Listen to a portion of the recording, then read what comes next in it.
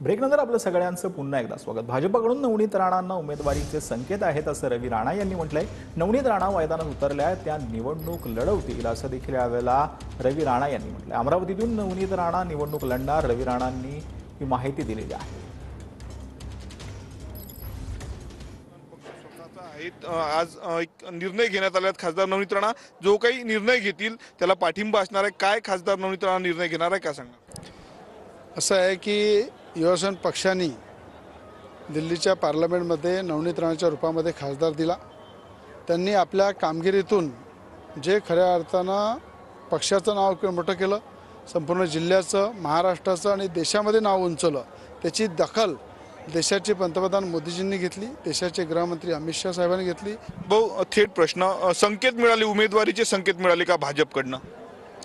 मी तेच सांगितलं की आम्हाला आधीच संकेत होते। आदरणीय देवेंद्र फडणवीस साहेब जे उपमुख्यमंत्री आपल्या महाराष्ट्र राज्याचे आहेत त्यांनी सुद्धा संकेत दिले आणि त्या संकेताच्या आधारावर जर असं घडलं तर आम्ही युवासेना पक्षाचा एकमताने ठराव घेतलेला आहे। संपूर्ण कार्यकर्त्याचं मत जाणून घेतलं, सगळ्यांनी हात वर केले, सगळ्यांनी सही केल्या। कमळाच्या चिन्हावर उमेदवार दिसतील नवनीत राणा? मी सध्या त्याच्यात अधिकृत काही बोलू शकत नाही। मला संकेत आले, आमच्या पक्षासमोर तो प्रस्ताव ठेवणं आमचं कर्तव्य होतं आणि तो प्रस्ताव आम्ही ठेवला, एकमतानं पास करून घेतला।